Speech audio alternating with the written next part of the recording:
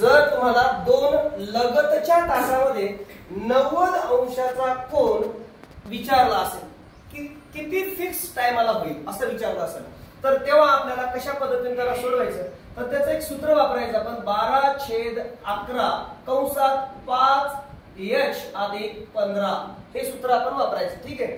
म्हणजे याचा अर्थ आता h म्हणजे काय आता इथे आपण प्रश्न सोडू पहा 12/11 कंसात 5 गुणिला h जेव्हा एक अंक आणि एक अक्षर असतं तेव्हा त्या दोघांच्या मधात गुणाकार असतो एवढं ध्यानात राहू द्या. आणि जर तुम्हाला गुणाकार जमला नाही तर मग तुमचा कार्यक्रम फिसकला.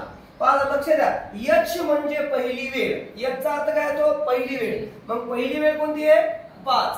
इथं 5 घेतलं इथं 15 घेतलं कंस बंद केलं.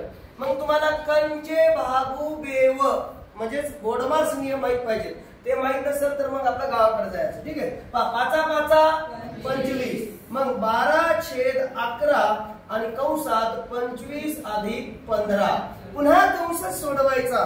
पहा 25 आणि 15 किती रे पहा आता परत 12/11 कंसात म्हणजे गुणाकारात किती 40. इथं काय नसते म्हणजे काय असतंय 1 असतंय.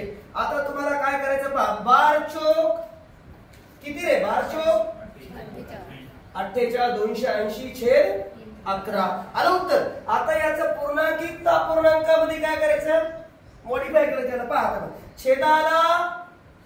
छेदा म्हणा की रे छेदाला पाण्यातलं ना मालक हे भानगडी येतात.